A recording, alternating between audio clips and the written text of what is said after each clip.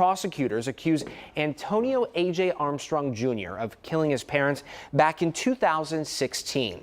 The third trial is well underway and cameras are not allowed inside the courtroom. So this is why KPRC is taking you inside the courtroom with in-depth coverage that we're calling The Bench. It's our exclusive multi-platform coverage of the trial. Two people on the team are KPRC2 reporter Rilwan Balogan and investigative producer Jason Wynn. Good morning, guys. I know it's going to be a long day for you, so we appreciate your time this morning, waking up early and coming on the 8 o'clock hour. I want you to bring us up to speed on what's going on with this case so far.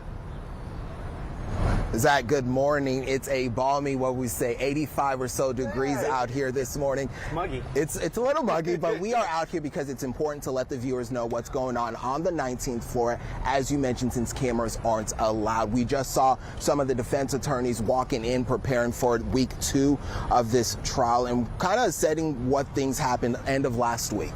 Yep. End of last week was a Friday, the tone kind of shifted a bit because we started talking about the autopsy photos of Don and Antonio Sr. Now that's when the mood really shifted in the courtroom. It got really quiet. Rowan, I kind of want to ask you, because you were in there at the time, and we finally started to see some emotion of AJ, and I think our artists actually captured some of that, and we can pull that video up here in a second, but tell us what that was like. Yeah, so I'll tell you, I didn't actually see him crying, but you could hear what sounded like AJ was crying during this point. And if I could use you as a demonstrator real quick here. So what it was, say I am AJ right here. AJ was crying sort of in his arm. Defense attorney Chris Collins had his arm wrapped around AJ, and defense attorney Jennifer Carpenter went to grab a box of tissue and she put it in front of him for AJ to kind of get the tears out of his eyes there. And also in the gallery, some family members were tearing up. And I want to add this, prosecutors John Jordan went to painstaking ways to make sure the gallery rather, didn't see any of the photos. He was kind of walking around with his back turned to the gallery just so the jurors could see those autopsy photos. Rowan, I mean, we've been paying a lot of attention to the jurors, you know, and I've been looking at them, you've been looking at them. How do you think they took that moment? You know, I'll say there weren't any audible noises that we've heard in the last few ones. I'll say it's because I'll say the ones I did see did look at AJ during this time, during the autopsy photos, but they kind of paid their attention to the assistant medical examiner who was standing right in front of them with John Jordan, the prosecutor there. But a lot of them did take a look over at AJ during this whole time. Well, there were some big moments. We saw 2 witnesses. So let's start talking about some of the witnesses, because there was a lot. But there was, 17 witnesses that were called last week. I'm going to bring in Andrea Sladen. She's got some of our graphics here. And 2 of the witnesses that actually took place was the Alarm.com person that's right here, and also Officer Jimmy James with CSU. So let's start off with Alarm.com guy, because he took up a lot of time talking about the alarm system and if jurors could actually depend on it. Yeah. What's your thoughts on that? I'll say this was probably one of the most effective points for the prosecutor's point. And there's a point you and I have discussed before when the defense team was coming up trying to poke holes in the alarm system. He did get one of the alarm system folks with ADT to say they are, quote, rare occurrences where certain things don't pop up. That was Alarm.com guy. That was the Alarm.com say that. So yes. They explained it away in a sense, said that it may be the signal sending too far, too fast, that it comes off improperly at some of the points. But then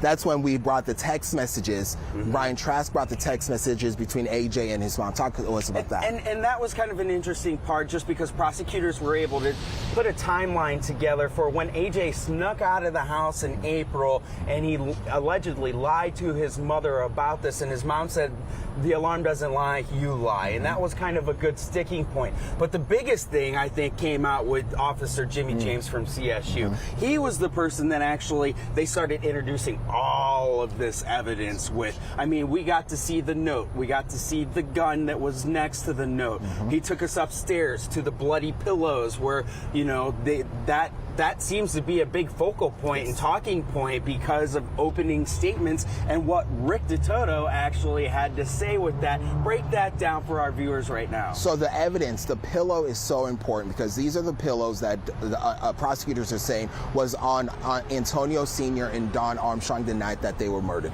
There was some blood that transferred onto the pillows, and what the defense is really arguing, because a few weeks ago, before the trial was supposed to really get started in earnest in June, it was pushed back because out of the blue, there was this new DNA evidence that was found on a sticker that AJ wore the night he was interviewed by police and homicide investigators that night. They found blood on the back of the sticker. Yep. That blood confirmed to be Antonio Sr.'s blood, that is. And there should be a QR code that's popping up on the bottom of your screen if you want to catch up on all of that. But the obvious thing that I thought about Officer Jimmy James that got played out was more than 40 times he had to say, well, it depends on the case. When he was asked the question, he was being very general in sense. He also said he had to refer to his report that he did not have with him. And it got so, I don't want to say combative, but argumentative seems like the right word, that he actually got told by the judge twice to answer questions that was coming from prosecutors and defense attorneys. Prosecutor John Jordan even mentioned something to the effect of, I thought I asked you to be nice. And I thought that was a powerful moment in front of the jury because he's pretty much their star witness other than the alarm.com thing to this point. Yeah. And the thing there was, he said, you mentioned, I don't have that report with me. I need to refer to my report as to the specific questions that defense attorneys were asking. He also said, I was instructed by homicide investigators not to go look at certain parts of the home, which is a big sticking point for the defense, which all of these trials, they've said that Houston police homicide investigators didn't do a thorough investigation into this case. And Sergeant James, when he spoke, I will say he was a bit argumentative. There were tense points, as you mentioned. The judge forced him twice to answer some of those questions. We have plenty of evidence as well that was brought up. We had an expert who talked about the what was she? She was a ignitable expert. This lady right here. So she actually, her testimony was pretty effective too, I thought, because she got to talk about having a clean lab, making sure that, you know, when they test evidence, they test it one at a time. They make sure that the entire area is wiped down clean. There's new pieces of paper. You know, she actually brought up some of the standards and procedures for the Houston Forensic Science Center and ignitables. And she actually talked about how an investigation of this magnitude should be investigated from a scientific point. And that all kind of came back to this box right here because, you know, they got the officer to come up and look inside that box that had those bloody pillows that were in the way, and those bloody pillows, DeToto was trying to say, hey, this is a new box and there's blood that flaked off, and the officer actually had to admit that there was blood that flaked off inside the box, and that came out really clear during her testimony. And this is a photo of one of the deputies inside showing that box, walking it along the jurors to see that inside the box there is a flake of dried blood, and that goes back to that evidence that we reported a few weeks ago about that DNA evidence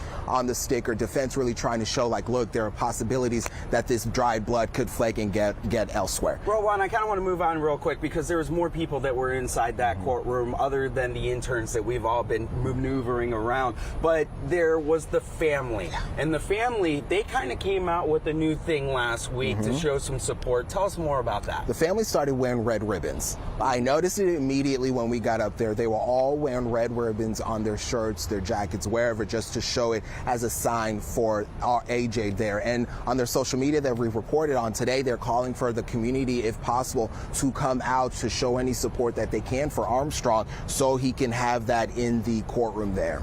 And there was another thing. The grandma showed up finally with the pink blanket. And for our viewers that don't know, the pink blanket has a lot of meaning. And it kind of came down during the voir dire process, or voir dire process, I should say. Do you want to describe that? You want me to handle that? Because that was a touching moment that jurors actually pointed out to the grandma that she had the blanket on. This is an interesting point, a good part for why we started doing the bench and going through the entire process. So from the very beginning of all of this, we started with the jury selection process. So that pink blanket is important because during that process, defense attorney Rick Detoto was showing that's Armstrong's cloak of innocence, metaphorically to show to the jurors that this is him showing that he is innocent until and if the prosecutors and the defense prosecutors can show that he is not. So that was very important. So this was the first time, because I will say the courtroom is very cold, but it was noticeable when she brought that out. And you said you saw jurors taking note of it. Yeah, because I mean there was at least four. There was two men, two women. I think one of them was the grandma that we were paying attention to, and they just pointed at her and said, look, there's the blanket, there's the cloak of innocence. And that all goes back to, you know, we were born with that innocence. So, and for them, they kind of had to see that they had to take that cloak of innocence away. Real Ron, we're less than 20 minutes before court starts. You know, there's a lot of things that are happening between all of these folks here. What do we expect to come out of today? So where it really ended Friday was a quick dismissal, about 15 minutes or so. This was all comes down to Dawn Armstrong's telephone.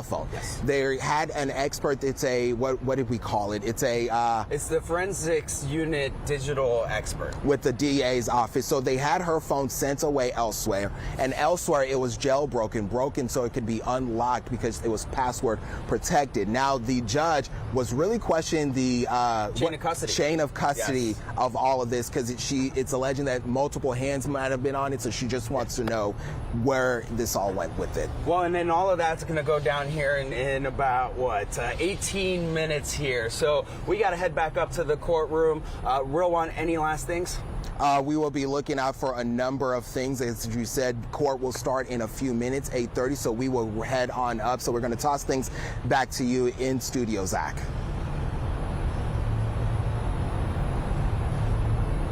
Time this morning. I know you guys, as Jason just mentioned, will be headed up to the 19th floor in just a moment.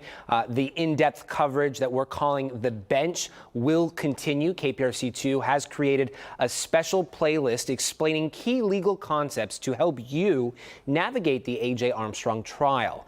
Go to clicktohouston.com/thebench.